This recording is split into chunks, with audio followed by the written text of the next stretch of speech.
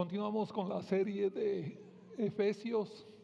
Hoy estaremos en el capítulo 4 que habla sobre andar en unidad. Estaremos revisando los primeros 6 versículos del capítulo 4. El apóstol Pablo, en los 3 primeros capítulos que ya pasamos, lo que hizo fue mostrarnos los privilegios, las bendiciones y hasta los honores que como creyentes tenemos al ser hijos de Dios y ser del reino del Dios Todopoderoso.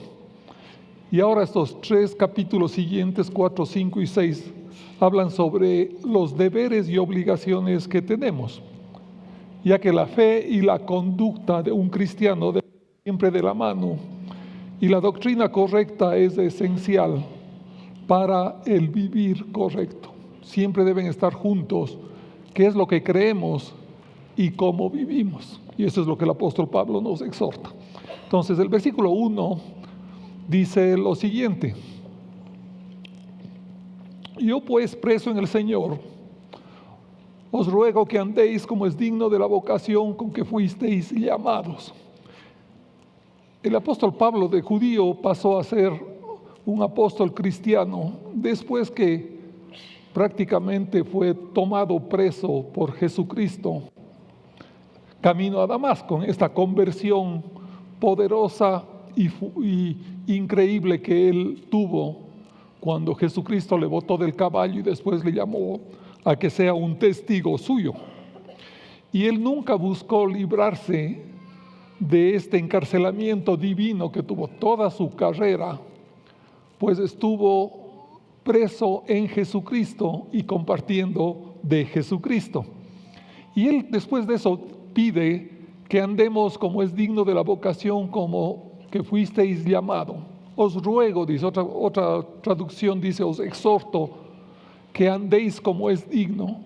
Es decir, que seamos lo que creemos.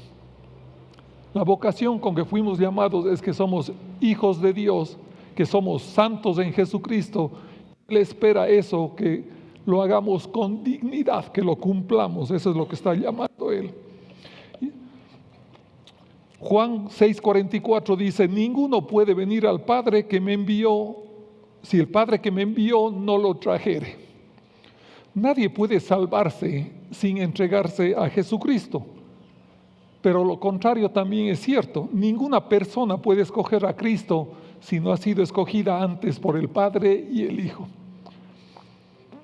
Así que si estamos aquí y hemos entregado nuestra vida a Jesucristo y somos hijos de Dios, no ha sido por nuestra sabiduría ni por nuestra fuerza, es por el escogimiento que el Padre hizo y que el Hijo cumplió para que seamos parte de su reino. Amén. Versículo 2 dice que debamos caminar con toda humildad y mansedumbre, soportándonos con paciencia los unos a los otros en amor. Siguiente, por favor. Solícitos en guardar la unidad del Espíritu en el vínculo de la paz. Me regresas al anterior, por favor. Aquí está hablando Pablo de 6 elementos esenciales para la vida cristiana. Estas 6 actitudes definen lo que significa andar dignamente en el Señor. Y la primera de todas es la humildad, que es el fundamento sobre el cual se desarrollan todas las otras virtudes. Y literalmente significa sentimiento de pequeñez. Esa es la definición de humildad. Y en la antigüedad, pues en el tiempo de Jesucristo y en el tiempo antes en el imperio griego, era equivalente a ser vil o a ser innoble o a ser servil. Y ni los romanos ni los griegos tenían ni siquiera una palabra para que defina lo que es humilde, porque en ese tiempo lo poderoso y lo orgulloso era lo que predominaba. Pero para nosotros es diferente. La humildad es una virtud que debe procurarse siempre, pero que no debe alegarse o proclamarse. Yo no puedo pararme delante de ustedes y decirles yo soy humilde, ¿no es cierto? Ustedes tienen que reconocer si es que lo soy o no, pero cuando yo digo que soy humilde, es que una raíz de orgullo ya entró en mi vida. Y es frecuente que en la sociedad moderna se le exalte al orgullo, ¿no es cierto? La gente afirma sin modestia que están orgullosos de sus trabajos, de sus hijos, de sus logros, de sus posesiones, de sus autos y aún de su ministerio o congregación. Eventualmente oímos, incluso en nuestro círculo, estoy orgulloso de tal cosa. Pero yo tuve que aprender a la fuerza, porque ahora puedo reconocer que antes de mi vida en el Señor, sí era orgulloso y bien orgulloso aparentemente, de lo que tenía, de lo que era en mi profesión, etcétera, etcétera, hasta que llegué a los pies del Señor. ¿Y sabe qué es lo que sentí yo? El Señor me dijo, a ver, ponte orgulloso delante de mí y dime tus orgullos. Y ahí fue cuando me di cuenta de que no era nada delante del Señor. Que lo poco o mucho que tenía o que era por la gracia de Él. El que me haya llamado al reino de Él era por su gracia. Entonces jamás yo podría decir estoy orgulloso de mis hijos. Más bien estoy agradecido con Dios por los hijos que Él me dio. Y por lo que Él y el Espíritu Santo hizo a través de mí para que se criara y estuviera aquí en el reino de Dios, ellos también. Ese es un ejemplo de cómo a veces sin darnos cuenta decimos esta palabra, estoy orgulloso de tal cosa. Y el otro problema con eso es que cuando uno dice eso es comparativo, ¿no es cierto? Si yo digo estoy orgulloso de mis hijos, implícitamente estoy diciendo que son mejores que sus hijos.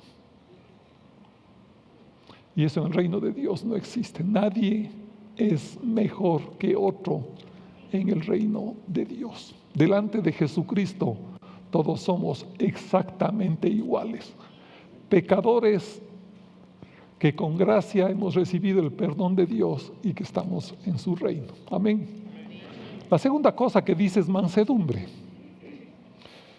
Y siempre la humildad lleva a la mansedumbre.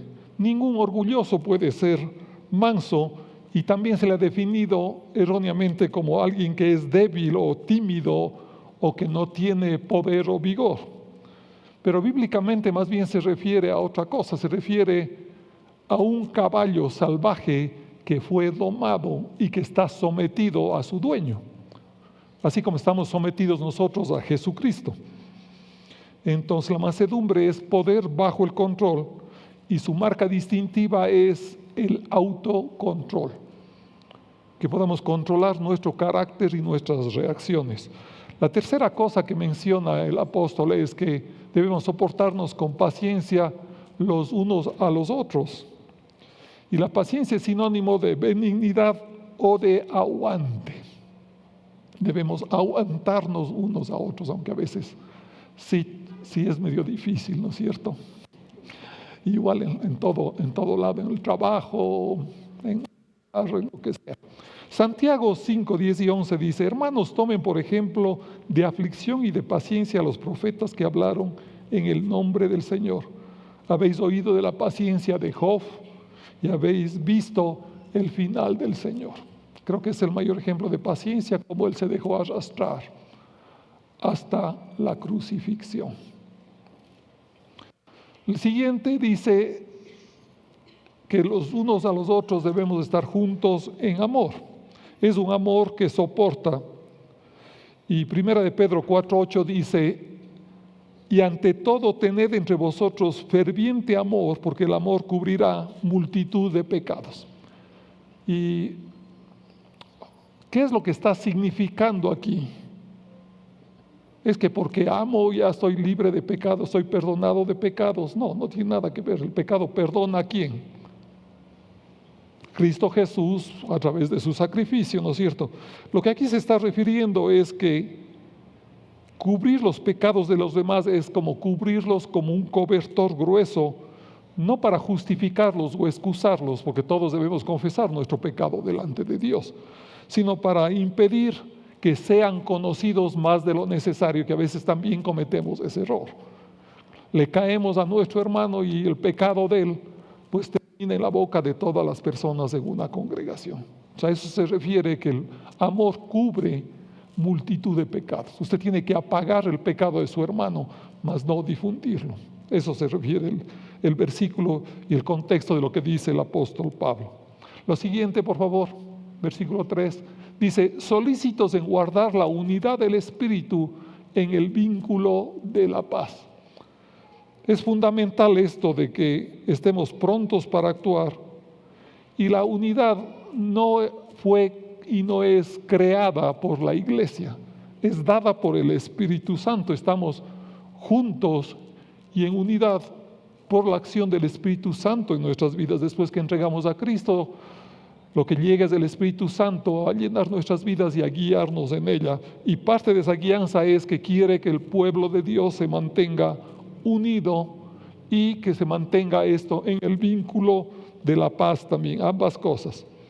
La oración de Jesús al final de la reunión que tuvo con sus discípulos la noche que fue entregado, dice en Juan 11, 17, 21, parte de lo que oró: que todos sean uno como tú, oh Padre, en mí y yo en ti, que también ellos sean uno en nosotros, para que el mundo crea que tú me enviaste.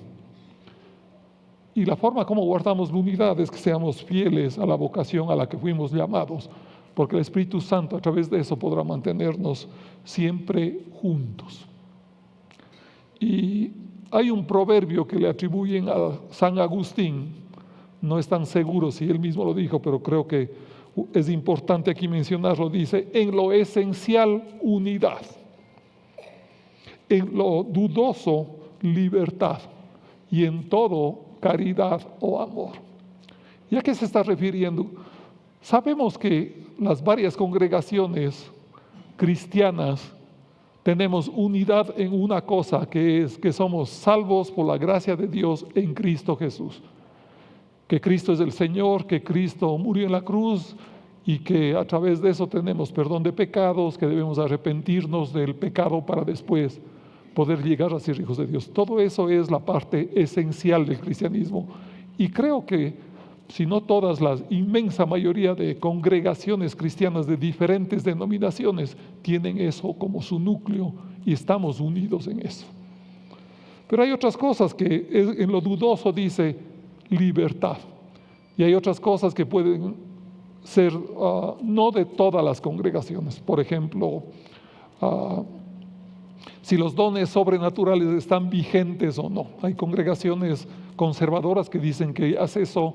Otros, como nosotros, que nos consideramos pentecostales, creemos que el Espíritu Santo está vigente y está activo en la congregación para dones como profecía, dones como sanidad, etcétera, etcétera.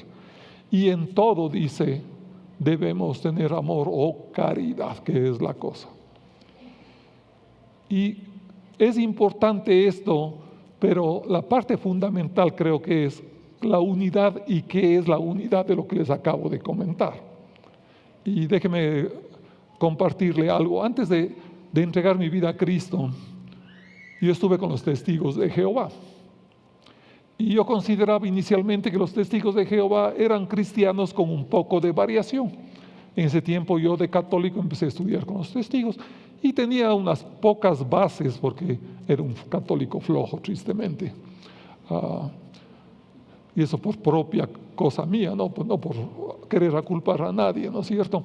Pero cuando llegué con los testigos de Jehová, empecé a ver que la unidad de ellos se centraba no en el sacrificio de Cristo, no en su poder de salvación, no en la bendición de Dios Padre llamándonos al reino, sino en cosas como estas, de que no debo transfundirme si es que necesito sangre, que no debo festejar la Navidad, que mis hijos no pueden celebrar los cumpleaños porque eso es adorarle a mis hijos. Cosas tan absurdas como así. Podemos seguir, que Jesucristo no es hijo de Dios y no es una deidad, sino que es un arcángel que fue creado por Dios Padre, y que la Trinidad pues prácticamente es maligna. Que el Espíritu Santo es una corriente que fluye del Padre como fluye la electricidad de una central eléctrica. Esas eran todas las doctrinas de ellos. Pero nunca oí decir de que somos pecadores y que necesitamos un Salvador. ¿Por qué? Porque ellos tienen un mini Jesucristo. Y por eso no se llaman cristianos, gracias a Dios que no tienen ese título. Se llaman testigos de Jehová. Entonces, dentro de lo que son testigos de Jehová, ¿qué es lo que dice Isaías? Ahí dice, todos ustedes serán mis testigos, y ellos se toman ese versículo, pero se olvidan de los 15 o 20 versículos en el Nuevo Testamento, sobre todo, más en el Nuevo Testamento, pero sobre todo en Hechos hay como 15 veces, que los apóstoles dicen, nosotros fuimos y somos testigos de Cristo. Y cuando Cristo les dio la gran comisión, les dijo, vayan por todo el mundo, prediquen el evangelio, etcétera, etcétera. Y ustedes son testigos de estas cosas. ¿De qué? De mí. Vayan y sean testigos de mí. Ese fue el mandato de Jesucristo. Y ellos hicieron y cumplieron completamente el mandato que Cristo los mandó. Entonces, ¿por qué el ejemplo? Porque esa es una unidad creada por el hombre. Está apagado el Espíritu Santo porque no es nadie que pueda ministrarnos, ¿no es cierto? Y Jesucristo cumple un papel secundario y según ellos ya regresó a la tierra en forma invisible. No va a haber un retorno glorioso de Jesucristo que dice todo ojo lo verá. Y realmente Dios creo que tuvo misericordia de mí y al mismo tiempo tuve contacto con personas cristianas. Y ellos me guiaron a reconocer mi pecado, a reconocer a Jesucristo como lo que es, como el Señor y Salvador, y a entregar mi vida a Él. Hace 37 años que eso sucedió. Todo por el amor de Dios a un pecador. Así podría terminar definiendo lo que ha sido mi vida y lo que ha sido mi servicio. Primero mi caminar y después un poco el servicio que he dado al Señor dentro de esta comunidad. La paz igualmente es importante. Vemos que el mundo busca la paz. Vemos las guerras que hay, Ucrania, Irán, y que se firman tratados y que dicen que ya están prestos a la paz, pero la paz nunca llega. Incluso hay una profecía en 1 Tesalonicenses 5:3 que dice, y cuando digan paz y seguridad, entonces vendrá sobre ellos destrucción repentina como los dolores a la mujer encinta y no escaparán. Entonces, cuando hayamos oído ya desde la ONU y desde de estas personas o de estos gobiernos que están en litigio y naciones, que ahora sí hay una paz verdadera, estemos atentos porque el regreso de Jesucristo está cerca y la elevación del anticristo vendrá antes de que Jesucristo regrese con toda gloria y poder a la tierra. Amén. Siguientes versículos, versículo 4. El versículo 4, 5 y 6 enumera lo que son las 7 bases de la unidad eclesial. Algo ya hemos compartido esto. Y en cada uno de los versículos está una de las personas de la Trinidad. O sea, en el versículo 4 dice, un cuerpo y un espíritu, como fuisteis también llamados en una misma esperanza en vuestra vocación. Aquí hay 3 bases que se llaman bases constituyentes. Es lo que constituye el cuerpo de Cristo a través del cuerpo, del espíritu que le une y de la esperanza que cada uno de nosotros tenemos. Sabemos que somos un solo cuerpo de creyentes, ¿no es cierto?, constituidos por todos los santos que han existido desde Pentecostés hasta que regrese Jesucristo. Un solo espíritu que ya sabemos es el Espíritu Santo que está en cada uno de nosotros y que es la fuerza y el poder que unifica al cuerpo y que lo mantiene unido. Y una misma esperanza que es el motor que empuja hacia la meta de nuestro llamamiento. La esperanza santa que tenemos desde el pronto regreso de Jesucristo y el estar para siempre con Él. El versículo 5 dice, un Señor, una fe, un bautismo. Y esas son las 3 bases fundantes o los cimientos del cristianismo. Nos asentamos sobre eso. Veamos cuál nomás. Un Señor. ¿Quién es el Señor? A ver, quiero oírles. Jesucristo. Veamos, Filipenses 2, 9 y 11, oiga lo que dice Pablo aquí. Por lo cual Dios Padre también lo exaltó hasta lo sumo y le dio un nombre que es sobre todo nombre, para que en el nombre de Jesús se doble toda rodilla de los que están en los cielos y en la tierra y debajo de la tierra. Y toda lengua confiese que Jesucristo es el Señor, para gloria de Dios Padre. ¿Quién es el Señor? Durito. Gracias. La otra escritura, pásame a la de Primera de Corintios un poco más adelante. Y eso es lo que dice también en Primera de Corintios. Para nosotros, sin embargo, el mismo apóstol Pablo, hay un solo Dios, el Padre, del cual proceden todas las cosas y nosotros somos para Él. Entonces, veamos el Padre, Dios Padre, dice que de Él proceden todas las cosas. El Padre es el Creador. Y nosotros somos ¿para quién? Para Él, Dios Padre. Siguiente. Y un Señor que es Jesucristo, por medio del cual fueron hechas, podemos parafrasear, todas las cosas, y nosotros por medio de Él. El Padre las creó, fue el diseñador de todo lo que somos, todo el universo. Y decía que nosotros somos para Él. Y el Hijo, en cambio, es el que hizo las cosas. Es el instrumento que usó el Padre para hacer todo el universo. Y nosotros, en cambio, somos por medio de Jesucristo, hijos de Dios para el Padre, como dijo la Escritura anterior. Creo que es importante esto de que debemos de estar claros de lo que es la Trinidad, ¿no es cierto? El versículo anterior fue el Espíritu Santo, ahora es el Hijo y el próximo versículo se referirá al Padre. Y para mí es importante de que siempre estemos claros de que en la actualidad, de acuerdo a las palabras de Dios Padre, hay un solo Señor.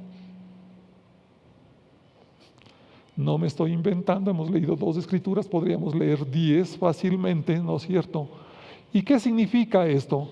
En el Antiguo Testamento, antes de que venga Jesucristo a la tierra, el Señor era Jehová o era Dios Padre, porque esa era la forma como Él se manifestó al pueblo judío. Pero en el plan de Él estaba de que para reconciliar al mundo debía su Hijo ser enviado a todo lo que hizo en la tierra, que conocemos perfectamente.